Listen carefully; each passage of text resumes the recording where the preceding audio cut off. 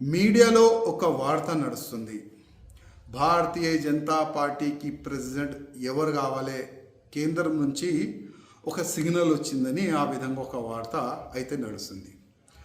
నా అభిప్రాయం వ్యక్తిగతంగా ఏంటంటే, భారతీయ జనతా పార్టీ ప్రెసిడెంట్ ఏ విధంగా ఎన్నుకోవాలంటే, బూత్ కార్యకర్త నుంచి సీనియర్ అధికారుల వరకు, సీనియర్ అధికారుల నుంచి పార్టీ యాక్టివ్ మెంబర్ వరకు అందరు కూడా ఓట్ వేసిన తర్వాతనే Bharatiya Janata Party Telangana president declare అయితే చాలా బాగుంటుందని నేను వ్యక్తిగతంగా అనుకుంటున్నాను. ఎందుకంటే గతంలో చాలా వరకు ఏ విధంగా వార్తలు నడిచిందంటే, ఇది నా మనిషి, ఇది నీ మనిషి, ఈ నా మనిషి నీ మనిషి వల్ల పార్టీ సర్వనాశనం అయింది. అట్లాంటి కావద్దు.